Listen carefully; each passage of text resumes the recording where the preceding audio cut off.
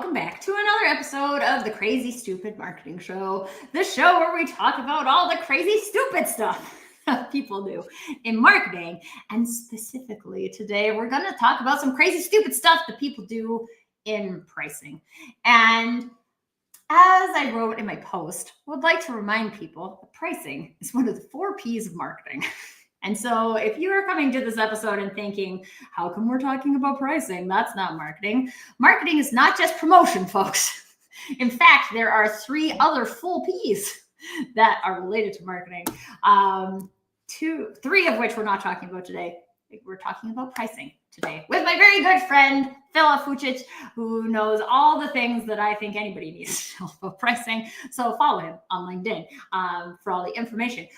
And so if you're a fan of the show, you will know that Filip has been on this show before, both for individual pricing episodes and as a panelist. So you might be thinking, is there really still more pricing stuff to talk about?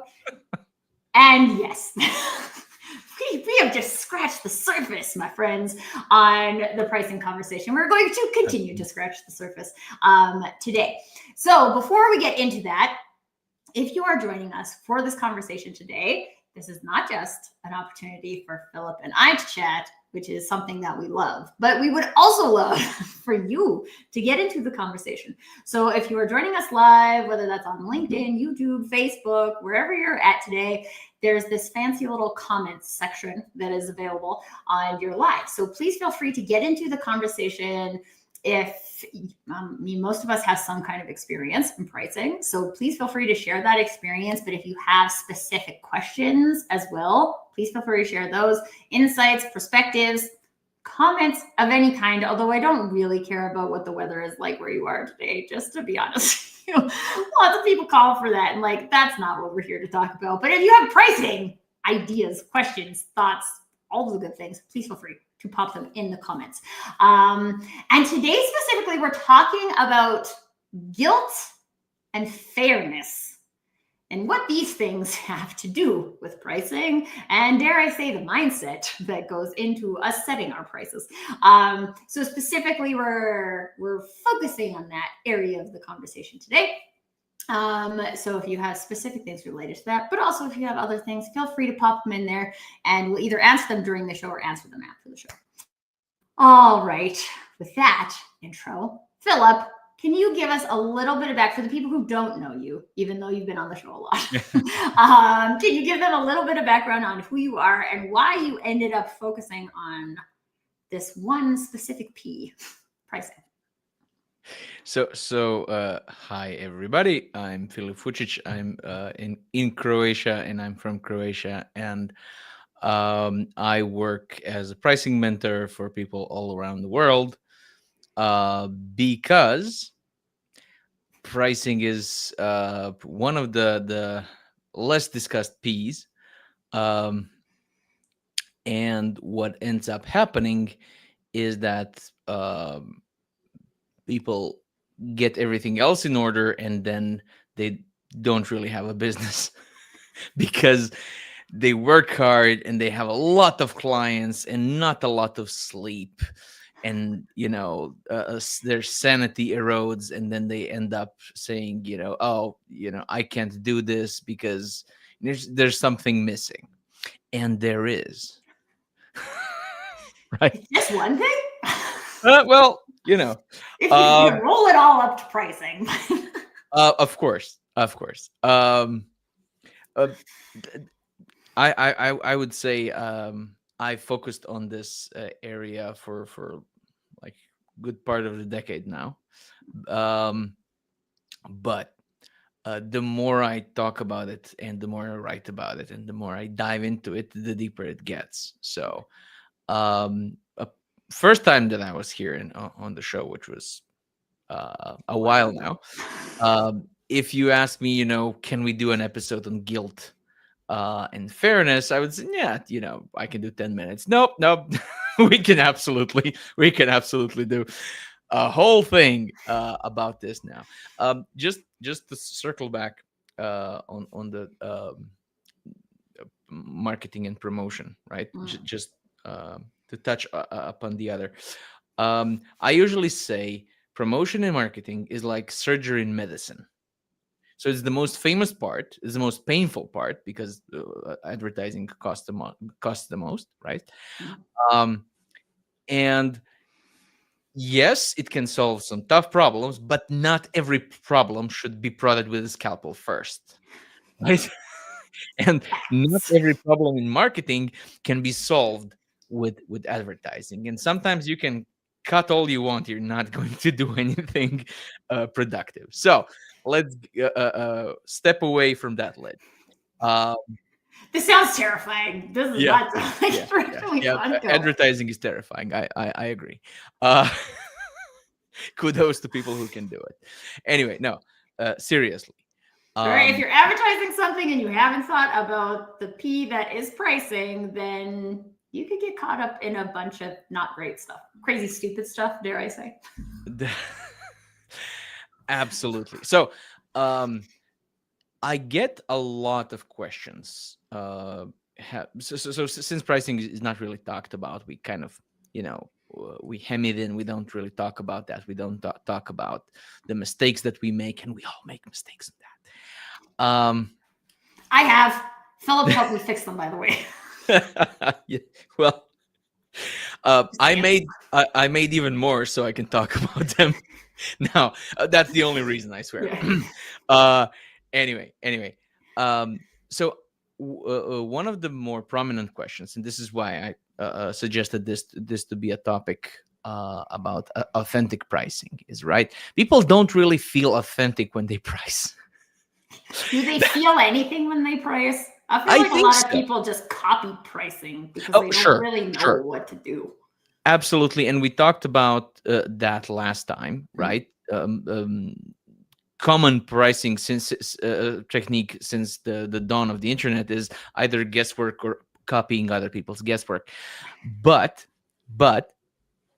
um, even when they do that, they're like, well, but this might be a long-term client, or this is my aunt's best friend's, dog walker or something. And I shouldn't, treat them like a stranger, although they totally are. uh um so a lot of guilt gets mixed up in that pricing mindset, right? Especially when we don't have so it's my first client, or it's my third client, there's my 23rd client, or the first client this year, the last client this year. There's always something, Right. right?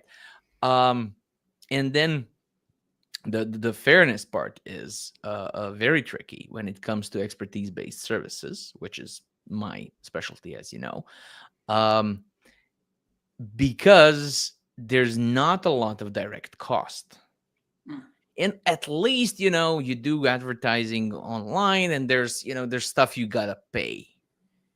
And you know just when you're doing coaching work, when you're doing advisory work, when you're doing I'm sitting with the client solving a problem kind of work, what are your costs?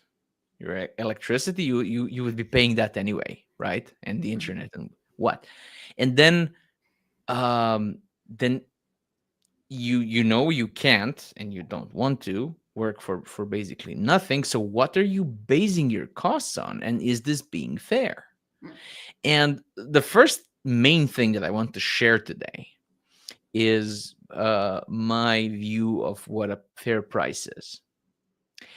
And Let's a hear it. fair price uh, is a price that both the buyer and the seller would be very happy to repeat in the same circumstances in a year or in 3 months. So, um, I solved some of your pricing problems, and you paid me for it. And if you had those kinds of problems, would you be okay paying for them again? If yeah, Yes. sure. See, that means whatever I priced for that was fair, because Mhm. I'm happy. I would gladly work for that money again. You're happy. You would gladly pay it. What other people think about that doesn't matter at all, doesn't factor in at all. Right. because a price is a number, but the price is also a feeling, Mhm. and it really is, right? If something is pricey or not, well, it depends on who you are and what culture are you from and what the context is and this and that, and you can get into a rabbit hole with no good endings. Mhm. But when it comes, so does this mean that no price is fair or not fair? No, no. It depends on the people involved and what their feeling is after it's all passed, right? Mhm. And that's how you know if your price is fair. Anything else doesn't matter. So let's talk about this because hindsight is 2020. Except we have to price in advance. Sure. So neither of us, I mean, I would like to say, as an expert who has confidently provided the services before, you have an idea. You have probably more of an idea what that is than potentially a new client. But then the client also has a problem that they have associated a like specific amount of value to in terms of solving. Yeah. And conversation is where these types of things tend to become clear to the parties. But what are some of the things that someone needs to do in advance to kind of set themselves up for that type of outcome where we all are like, yes, this was fair? Okay. So first thing is knowing what you need to charge. So that's the first thing, because when it comes to fairness, we are all very concerned about being fair to the client. I mostly say don't worry that much about that unless you're selling to widows and orphans. If you're selling to companies, they have people for that. They pay people for that. Okay, they have systems that prevent them from being ripped off. You you're not gonna do it unless you really really try, and you're not going to really really try. So what I see much more commonly is people have prices which are not fair to them, Mm. and that's the most common unfairness uh, when it comes to pricing. And it would be funny if it wasn't sad, but um, so the first thing is, how much do you need to charge? And it's a calculation, but it's a very easy one. I have a calculator on my featured section on LinkedIn. It's free. um, Basically, you need to see what you need to charge first, and then you need to understand.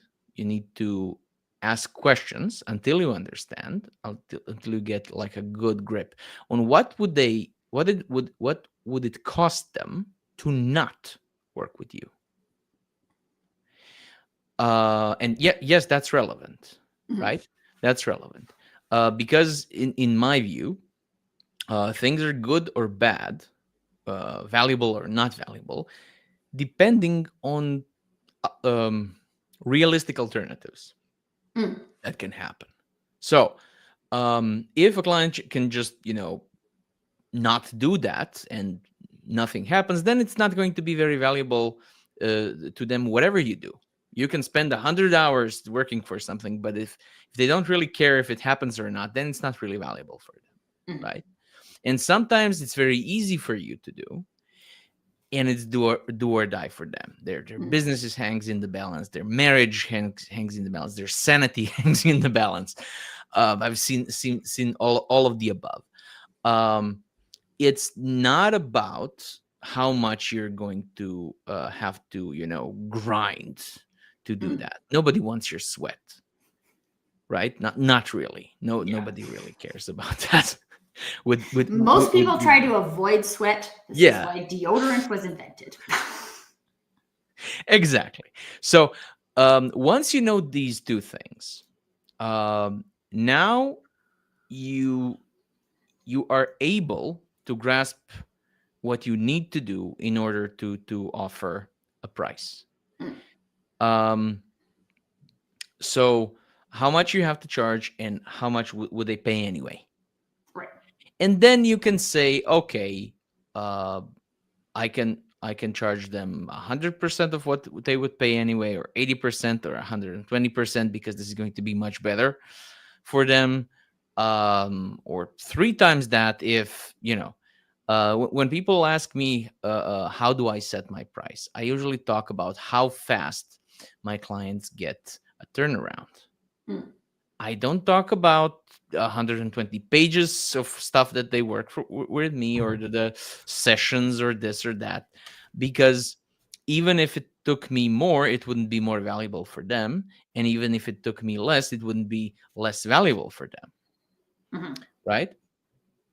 It's one of the things that I always try to uh, uh, get people to unlearn, which is that more is automatically better. Mm. It's like that with oranges, right? Three oranges are more expensive than one, and less than six, because more is better. And even with commoditized services, washing three windows costs more, of the same size, obviously, than one less than six, because more is better. However, if this show was 6 hours long, would it be better? No, it would be No. worse. And if you hire a lawyer and he solves your legal problem in a month and not a year, that's better, not worse, right? Right. So it's simply something that we're surrounded with, and we're have I already said the fable of the lazy giant here on your show? I don't know, but not everyone watches every episode, so we should Yeah, probably so hear so, the so I'll, fable I'll of the repeat it. lazy giant. It's short and it's mine. I didn't. Um, so once upon a time lived the lazy giant, and he was a lumberjack. And since he was a giant, he could just lean casually on a tree and it fell, right? And his colleagues had to work all morning with axes and risk their neck and stuff. But since they all got paid by the hour, he died poor. The end.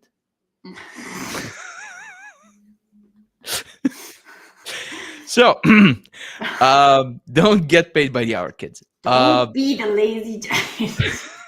Well, be the lazy giant. Just get paid for the number of trees you knock down instead of being worked by Exactly. the hour. Exactly. Because so it was very easy for him, but that doesn't mean that his work was any less valuable, Right. right? And that's important. Anyway, have I answered the question? Is how do you know how to be fair? I think so. Yes, I think this is good in terms of the fairness. Now, let's talk about the guilt component. We'll probably bounce back and forth between them. But because one of the things that I'm thinking, you gave a couple examples earlier, right? Like, oh, this is my aunt's neighbor's dog walker. I should probably give them a You discount. remember that? Kudos. I remember random stuff like that. But like, I feel like there's a lot that comes up in like the shoulds, right? So whether Oh, yeah. that's like, oh, I should provide a proposal because that's what a client is asking me for. I should give a discount. I should charge X amount. I should base this on XYZ formula that other expert created, right? So how do we actually, let's start with first, how do we identify those like guilt pricing moments?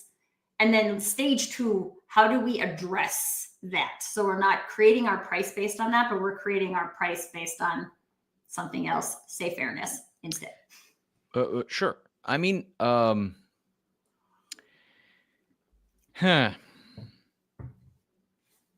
It's a big question. So let's talk about greed. Let's Okay. talk about greed.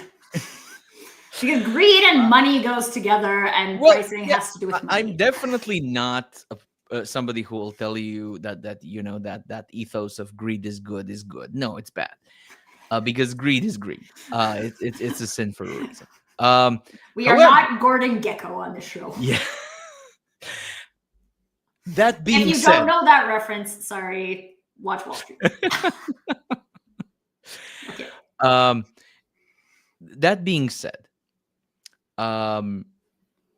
yes, it's a privilege to do what you love. It really is. And yes, you want to help people by coaching or with medicine or charity. Shouldn't real help be free? If you enjoy your work, especially if it's fulfilling, if it's creative, isn't having fun while working enough for you, you greedy person, right? Yeah.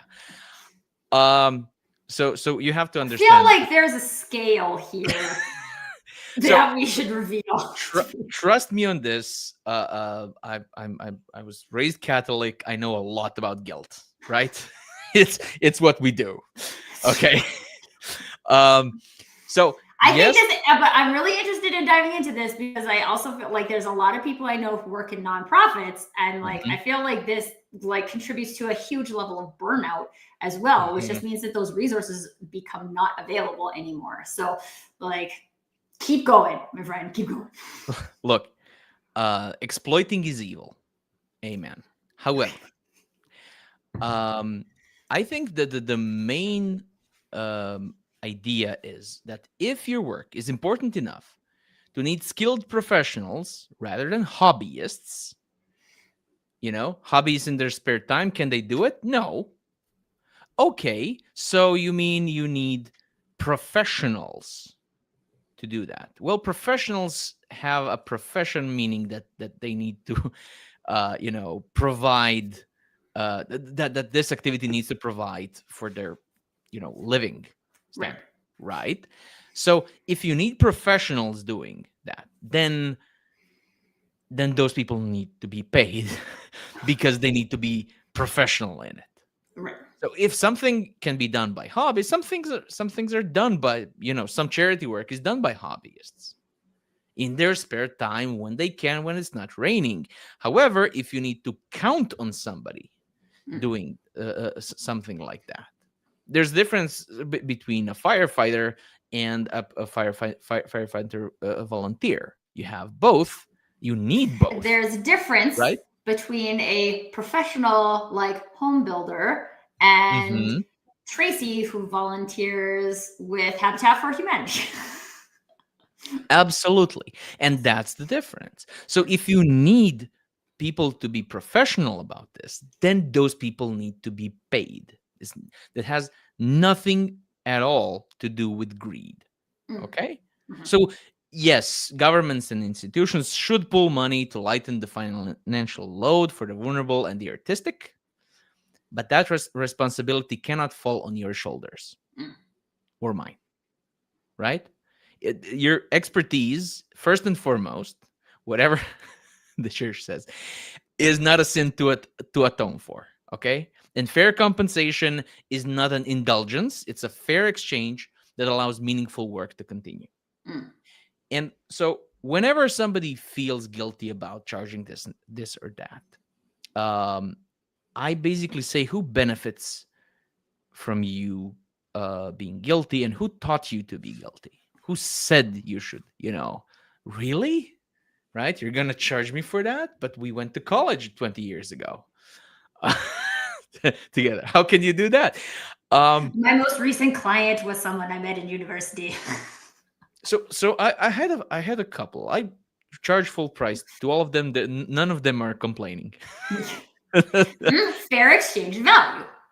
Yes. Which is actually interesting because I would actually say that like the more people know me or the closer I would on a scale be to calling someone my friend, the higher they value my services because they're like, oh, yes, I need that. Right? and And we're and not they here to trust talk. you, Right. right? And they trust you, and trust is one of the catalysts of value when it comes to professionals who provide expertise based services. Mhm. The more they trust you, the more valuable they know your service to be. So how do you know if you're being guilty? Well, um, if you're thinking about whether you should or shouldn't charge full price, that's probably a symptom, because in general, I advise people to either charge full price or give it all completely for free. Mm. So either it's 100% charity or it's full price. Everything else is I call the quicksand, right? Mm. Because if you give a small discount, then, and since you're giving me a discount, you're giving me like a stranger's discount, like 5-10%. You would give that to anybody, right? And if you're giving a high discount, then it's probably not worth that much anyway, Right. right? If somebody gives you 60% discount on anything, it's like there's right. This was just Okay. overpriced in the first place. Exactly. So Yeah. so there's you can't win there, Right. right? It's just an unpleasant kind of situation. So have I worked for free? Yes, a couple of times, and I'm very happy that I did, because I can afford it, and those people really needed that, and um, mostly I charge full price, and that's it. And people say, but it's logical to help people that that are near and dear to you. Sure, if they're that close, then you can maybe go full charity. But if that's not on the cards, because you can't, or because they're not really that close, um I mean, it's a good dog walker, but still. Uh so then maybe that same connection should inspire them to pay you more. I mean, if it's logical for you to help them, then it's logical for them to help you, right? That seems like fairness. Yeah, that definitely is trying to sound like one. Anyway, so yes. In general, if you're thinking about should I charge full price, then either go all the way or don't. So this is not my system, but I swear by it. It's awesome. So you get like a bunch of poker chips or something like that. It can be secondhand. You're not going to play with them, and you have a piggy bank kind of situation. Okay, and you say, okay, um, each time I, uh, you know, uh, um, I make a compromise for a client, I'm just going to put one chip, unbeknownst to them, into the piggy bank, and it stays there for the rest of the year. Okay, and that's it. But once I'm out of chips, I'm out of chips. Right. And just by saying that, but just by doing that, you will find yourself thinking about more, flipping that poker chip in your hands. Is this really something that is needed? Is this something that is helpful, or is this just people pleasing? Mm. um and usually people start with this, and they spend like half willy-nilly, and then they start to think about, and usually by the end of the year you're keeping those two last chips just because you might need them. And then maybe for the next year you say, oh, okay, this was too hard, I need to give myself 50% more chips. Fine. Mm. Or you say, no, actually I didn't spend like half of these. Let's try the next year's budget with 5 less and see what happens. Right. But it's a really, really simple, cheap, easy way to keep yourself accountable. Are you just doing the knee-jerk charity kind of thing, or is this really necessary? So I'm not going to come and say you never do this or you never do that. I'm not really big on shoehorning. But I think this is a very cool system for detecting over generosity as as a symptom, right? Yeah. And I think you said something about feeling before Mhm. as well. And I feel like this is one of the things that I mean, I talk a lot about feelings. This is what I do. Feeling hats, not thinking caps, right? Like, and I think there's a lot of feeling that goes into the pricing too, right? Because when you continually have the feeling that like I'm not charging enough, like I am not like making enough for what I'm doing here, then there's opportunity to explore that because you can can keep your price the same because you published it on your website, or you can look at that and say, okay, like doesn't feel good. And if we just like have this bad feeling and we continue to layer more bad feeling on top of the bad feeling, these are the things that lead to closing businesses, but also lead to like human burnout and all of those things. So being able to tap back into those feelings and say, like, yes, I felt like really good with this exchange, right? Like I had a guy who joined my like weekly group coaching program, but he could only come to one session. So then there was 3 he didn't come to, and he had paid for them. So I was like, oh, I'll give you one-on-one for like 30 minutes to like make up for the 3 hours that you didn't get, but it's 30 minutes one-on-one more. So like, to me, that feels like a good exchange. And for him, it felt like a good exchange. Again, like the fairness, right? Yep. But I've also heard a lot of people say things like, oh, this is a recent one that came up for me, and an unfortunate friend of mine who had signed a contract with another marketing service provider for like thousands of dollars. That person then had like a very specific timeline that they had attributed to this contract without communicating that. And it happened to coincide with like a family member illness that just was like not, like this person could not participate in doing the things that this service provider was asking them to do, and then wouldn't give that money back and wouldn't like defer the project, or like there was just like no anything. So then like there's no fairness in that either, I would say. Well, you know, a scam's a scam, even if That's it didn't true. start, even if it didn't start out intending to be a scam and it just ended up to be a scam, it's a scam. I mean, if money is not covered by value, then it's a scam. Right. Yeah. And intentions don't really come into that much, right? And I mean, of course, our mothers raised us to be polite, but I've seen, especially with freelancers, I've seen politeness used in a predatory way, right? So clients counting on you, devaluing your work in order not to be rude, right? A classic, a local classic is, you know, can I pick your brain? I'll buy you lunch. And then they basically try to milk like a 2-hour session for the price of a lunch. You know, I fed you. What else do you want?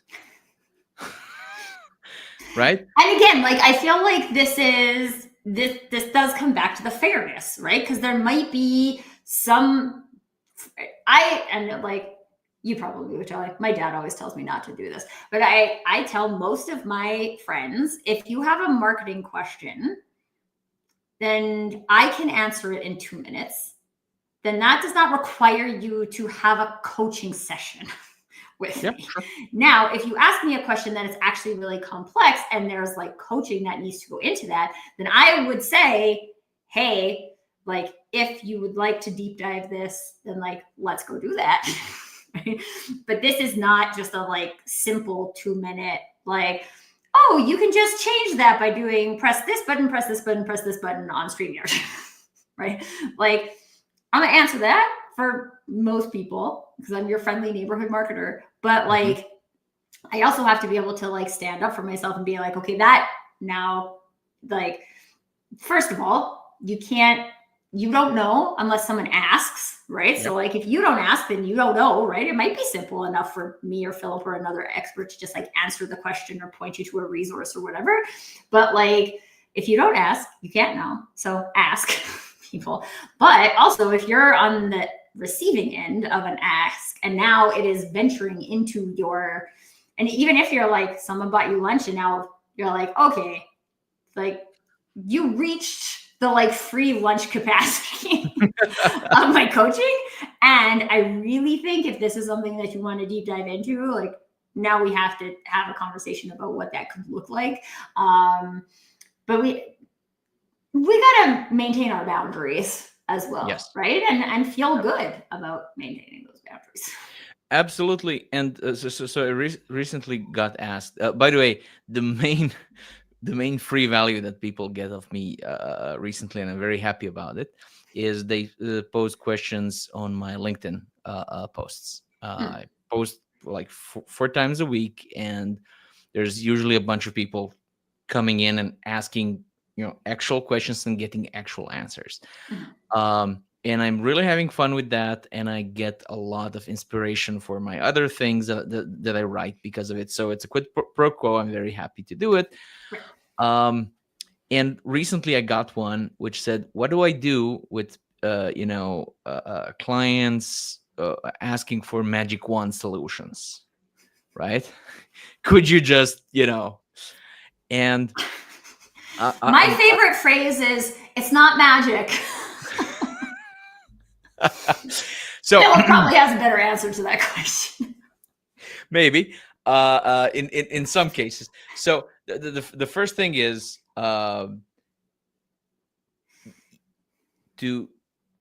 in order to be able to help that kind of a person, you first need to set, like you said, boundaries and roles, right? Okay, so you don't know how to get there, and you want me to get you there. This is your budget. This is your timeline. Fine. Sit back, relax. Let's do this. However, backseat driving is not going to help. It right? never does. Never does. No matter how natural it feels to the backseat driver, it's always a mistake, right? And the second thing is, when somebody asks for a magic wand solutions, remember to price the magic, not the wand. That's a important. good point. Right? It's just a half an hour for you. No, it's not. Right? No, it's the magic. Here's where the switch happens.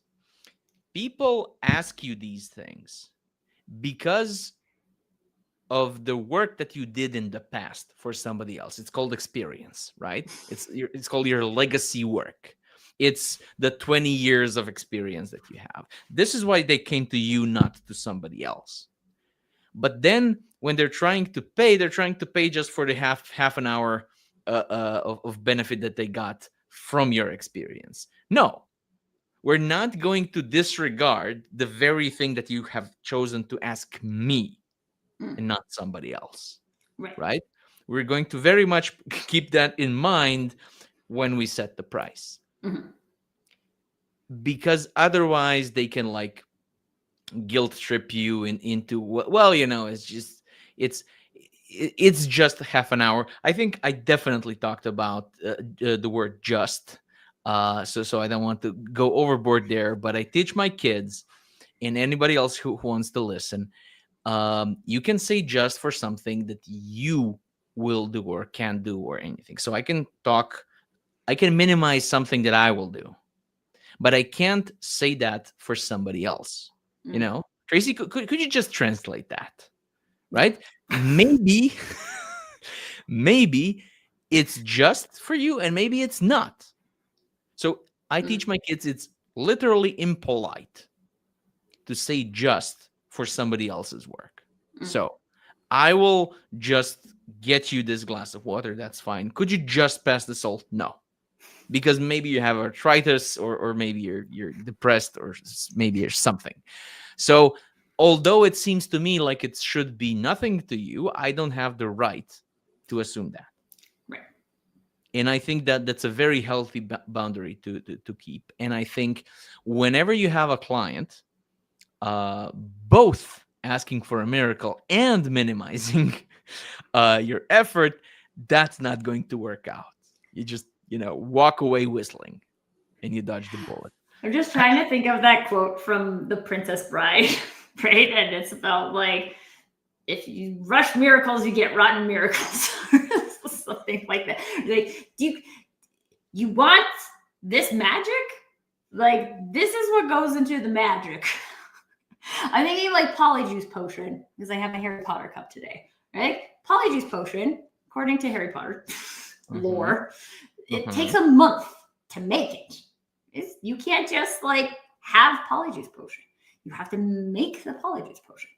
And so, like, if you happen to arrive on the day that the Polyjuice Potion is completed, that's one thing. But like, this took me a month to create the Polyjuice Potion. And so there's like, I think this is too, especially because from a like hourly wage point of view, a lot of time people get stuck in this concept of thinking of like pricing by the hour, and that my value is that I do this thing and it took me this amount of time, and therefore that is how much it costs. But I love opening that up to, first of all, the fairness and like, what is fair? Like, I think about this all the time because I'm like, you could flutter around with other marketing freelancers trying stuff and email funnels and all this stuff for years and not fix your marketing. Yep. Or you could work intentionally with an expert for 6 months and completely change your entire like revenue model. Which one do you want to choose? Because I'm not going to tell you either of those choices is wrong. I'm just going to tell you that if you want to do this faster, then there's value associated with the speed at which it gets done. And if you want to take 6 years to figure it out on your own, that is your path. Yes, and it has costs of its own. Yes, right. Different costs. So it's the classic triangle of like cheap, good, fast, right? You can always choose 2. Right. You can never choose 3. Yeah. Right. Nothing can be optimized for all 3 at the same time. And it's important to we're veering into the ethics of things, and I like that conversation because people say, but it's at least it's very nebulous what I do, right? The value is very hard to describe, and then at least I can tie it down to something that's easy to count, like hours, and that makes it ethical. Right. That argument would mean that it's the only ethical way to get to a price of painting is to count the brush strokes. Right? Yeah. No. No, something being easy to count doesn't make it a good value. Right. A good measure of value, a good yardstick of anything. Right? It's like saying, could you give me 20 pages of design? What does that mean? What is the value of that? Because there could be no value associated with that. It's very easy to measure. It's 20 pages, but is the 20 pages of design better than 3 pages of design? Well, no, that depends on the design, right? So it being easy to count doesn't make it ethical. And in general, you can price on inputs, price on outputs, or price on value or outcome. And the first 2 have a really big ethical problem, which is that they are a conflict of interest. Because if I get my money, more money, if this takes longer, and management consulting, and and the client has to pay more if this gets longer, so our interests are inherently in conflict. And yes, there are rules and there's ethics and people with a conscience and all of the things, but it's just papering over the cracks. Right. And with don't get me started with outputs. So you're going to get a 20-page report. I can do 40. I have ChatGPT. I can do 100. So right. I was like, you can get 20 social media posts a day. Awesome. What does that, right? So that's output. And again, the client doesn't want or need more social media posts. They need more attention. They need more buyers. They need more. So again, there's an inherent conflict of interest. But with value, it's not like that. The more value you produce, the more you can charge. Right. So this aligns the incentives, and Right. then it's a completely different story. So the way I see it, the most ethical thing you can do is charge on value. Mm. And I think like this ties into what we were saying about fairness, right? So like the concept of what is good value is between the two contracting parties, right? The And service nobody else. provided, yeah, and who is consuming it. And I mean, this is one of the reasons why I'm a fan of not like posting pricing of mine on like websites and things like that, because like we can talk about what is fair for this exchange of efforts and energy, and that might be different than your exchange, where like that doesn't necessarily mean like my price is different or that like baseline price is different. And one of the things that Filip does, which I love, so I'm going to share it quickly, is this concept of like what's your like price floor. We talked about that already, and then kind of like what would your market rate, Mm-hmm. word, and then also a higher rate that is the I don't really want to work with you rate. That's like my favorite thing I learned from Filip is just like how much would I have to charge to accept the mental anguish that is probably going to come with this project. And like I'll tell you, I've tested that, I've accepted it, and I've raised my higher level pricing because of it. But because then I was like, man, they said yes to that. Damn it. yeah. I've been there. People but don't again, go. like, that's also where you get to like the information. If you have like fun with it like that, then you get that information about, okay, that's not a fair exchange, right? Like my experience of that is not that it's a fair exchange. And so next time, if I let a next time like that manifest, then that price has to be higher in order for me to feel like it's fair. People don't go overboard enough. So the goal is for them to say no. Yeah. Oh, damn it. So sorry. I know. I thought I had like doubled the market rate, and I was like, I feel like that is a no. And then they were like, yes. Damn it. So when I ask people how much they would normally, charge for somebody, they usually say like 30, 40, 60%. You said double. Yeah. I say 4 times. Double the double. If they say yes to that, you will, you can dry your tears off with the money. Okay. It's Them true. saying no is the point. Don't work in a safety valve in case they That's don't. true. Maybe I'll do triple the double. Do triple really diet. Do whatever it takes for them to say no, and then if you're wrong, well, Okay. Twist my rubber arm. I will go on a big long vacation after this to forget that this ever happened. That actually happened to an Australian client of mine. He had a small company, like 9 people, very close knit. And they had like a catastrophic kind of a client. Nobody left, but people were shaky. And then like a year and a half after, they had somebody who they thought there's going to be similar. And I was working with him at the time, and I said, yeah, charge 4 times more. If they say no, good. If they say yes, say to people, look, I know this is going to be bad. I'm not going to buy myself a new car after this. Okay? If we go through this, then we can afford to take 2 weeks full vacation with families to Bali. Okay? Everybody goes. And he spent like 70% of the extra money on that. He kept like 30, which is fair. And nobody left. And like at the end of the Bali thing, some people in the company said, boss, You can do this once a year. It's fine. It's fine. Right? We'll live. Yeah. Um, See? Fairness. It's fair. Fairness, right? See, Unlike are you guys getting what we call this guilt and fairness?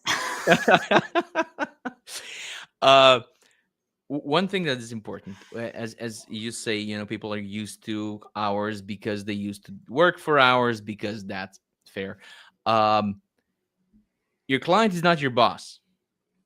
You have to play your boss's game because they cover a lot of the risks for you. Then they will pay for your medical, and they'll pay for your vacations and stuff.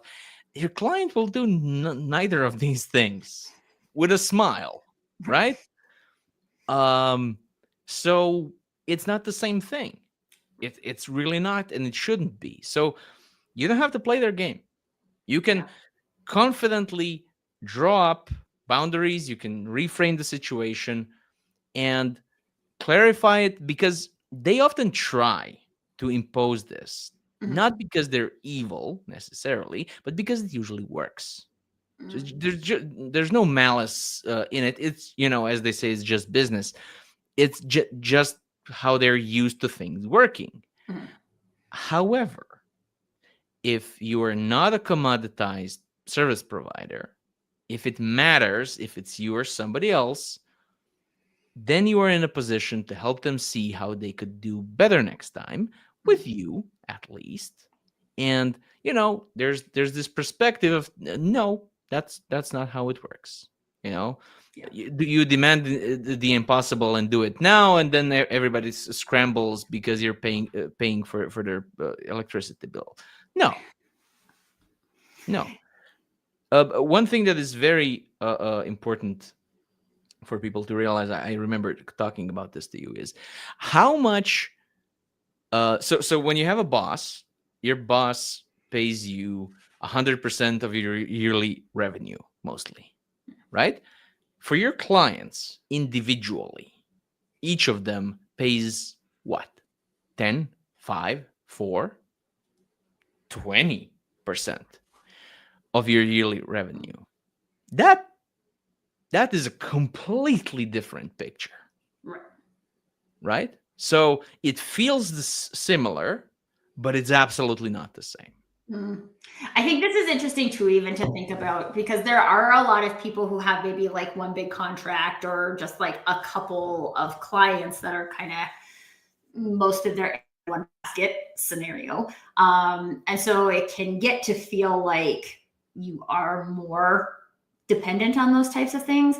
But even for me, I'm like, I love that I have this experience now in my like pocket, because I had a client scenario which was like very interesting to me, and I was very clear at like standing my ground at the like beginning part, like, we want a proposal for what you would do for us for a marketing strategy. And I'm like, I can't make you a proposal because I don't have enough information. And anything I put in here is going to be made up. And anything else that anyone else put in a proposal that they sent to you is made up. And if you want to make up your decision based on something that's made up, that is fine. Except I don't like to make stuff up. So here's my procedure that I go through so that I don't have to make stuff up. And you pay for the procedure. And then we can talk about what a marketing strategy would look like after that. And they chose it. And I was like the only person who didn't provide a proposal. And I was like, oh, this is like a client who gets it. 6 months later, after going through this whole, like, we had a new system and everything that was going into place. And like just overnight, the CEO was like, I asked ChatGPT what they would do for a digital marketing strategy, and this is what it said. It was like not at all aligned to like anything that we have been working towards. Can you execute this for us? And I was like, no. That's the neat part. You don't. But like, I feel like sometimes this is a hard thing for an expert, because like it was a very cushy retainer fee, right? And like, but it wasn't my, I hate doing this level of dignity, right? But it was even to the point where like I actually don't, there's like no fairness in that to me, right? Like I provided you with my expertise for 6 months and you decided to ignore it. And me continuing to say yes to that is not fair to me. And so I think it's also just like an important, again, in the feeling experience of things, when stuff like that happens, even if it is a client that is like a big part of your bucket, like whether or not you decide to keep it or not is obviously up to you, but like it's an opportunity for you to explore the fairness component. Are you saying yes to it just because you already invested 6 months into this contract, right? Like for me, I was like, well, sunk cost. Everything we did is now just a sunk cost. And it's like the only thing I remember from economics.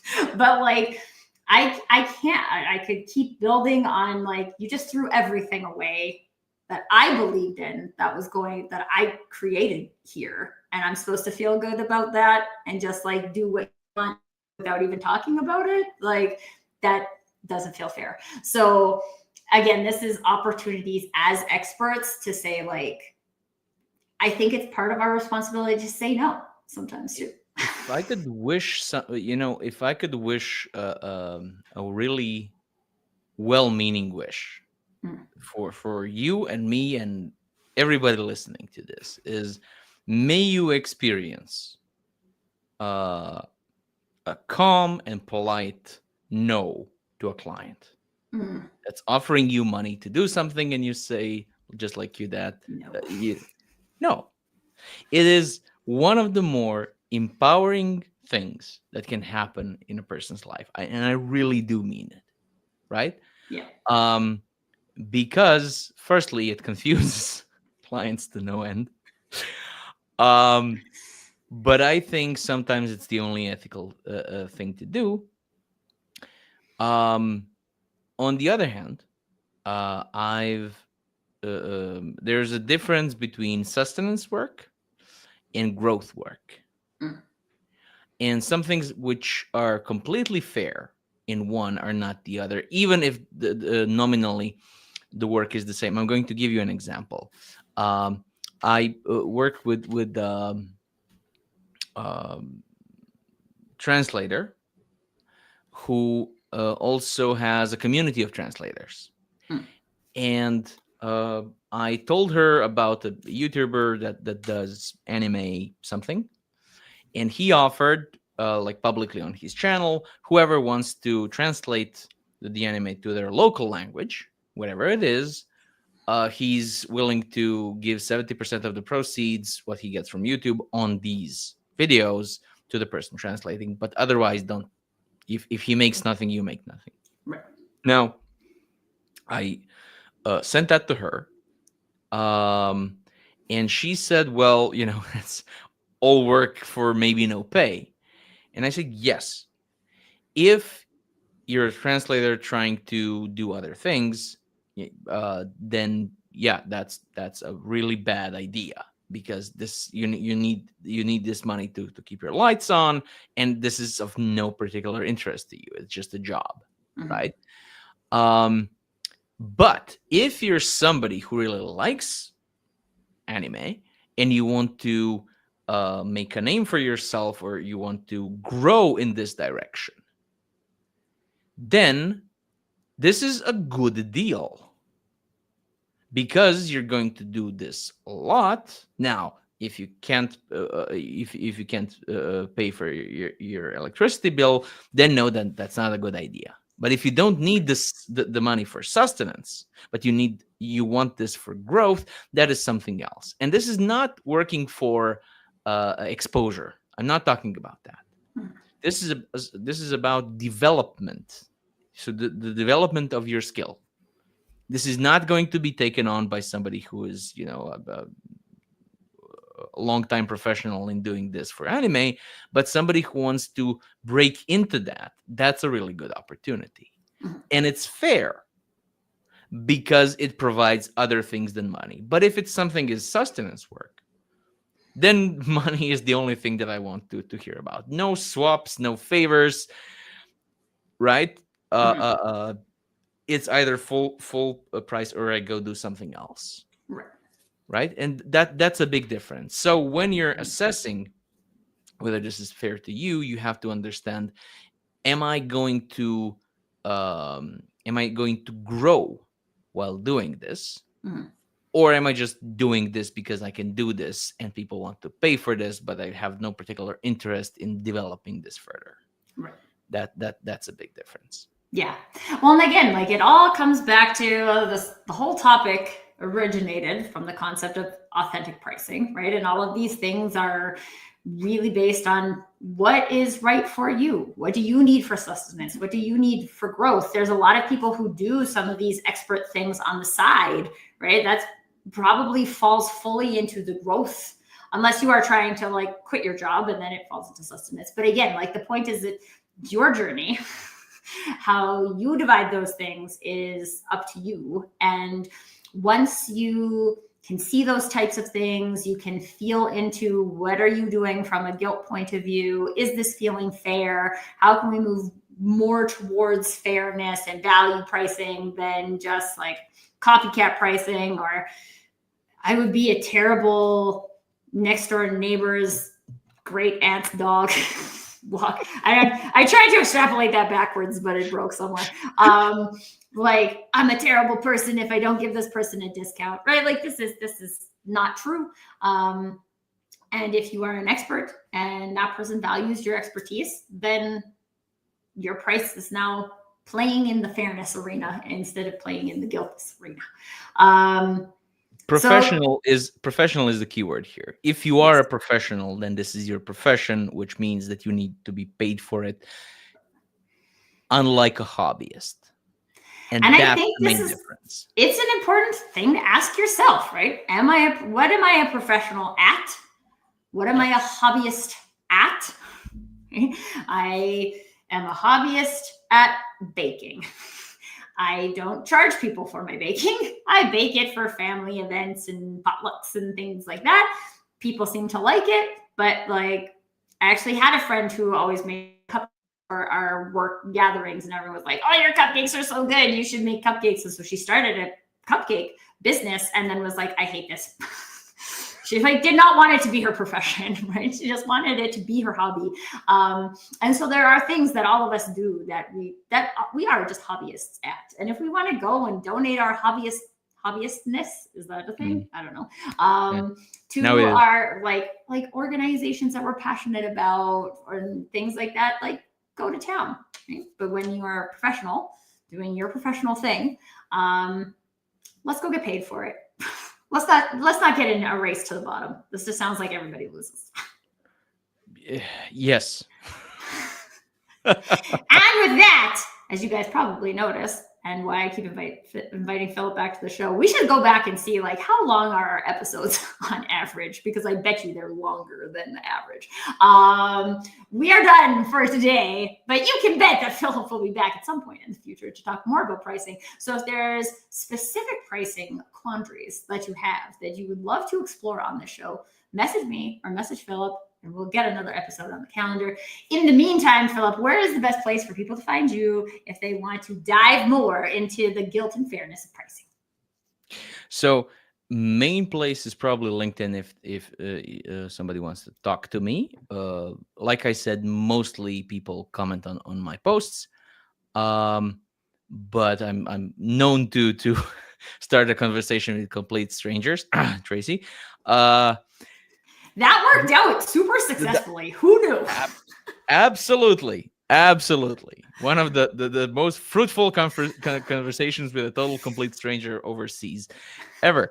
So the other thing is so fearless-pricing.com, where you will first be greeted by my chatbot, who knows like 500 things that I've published, and you can ask her whatever you like, and you will get a straight answer, and you will get links to actual things that I wrote, so you can check her work. And then and you don't have to register or anything. You can just have a conversation a bit robotic. But hey, once you say, okay, this is cool, this helped, I would like to get some more of this, then you can talk to me over LinkedIn. So it's a step back, but it's impersonal, and nobody's going to bother you or ask you for an email address. I don't know where that, I mean, because I don't do that, but there are lots of other people who do that. But that's not what we're here to talk about today. Filip, as always, thank you so much, my friend. And thanks to Tara. Hi, friend. It was good to see you. And Umer, thanks for checking us out. His life goals are to dry his tears with money. Aren't we Good all plan. dreaming of this? We definitely are. Thank you guys for checking out the show and getting into the comments. Filip, until next time, my friend, I look forward to all of the pricing conversations we will have in the future. And that's it for today, everybody. We will see you next week on the Crazy Stupid Marketing Show for a very exciting panel conversation with our next gen marketers.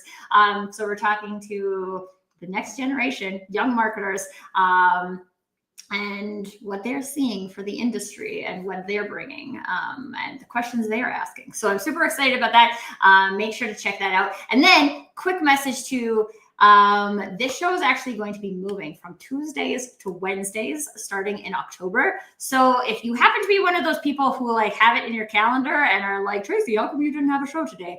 Then just note that starting October 2025, these shows will be on Wednesdays at the same time. Not Tuesdays. That's a school schedule thing that just is making that possible. So thank you guys for tuning in today. And until next time, permission to do you. Bye-bye.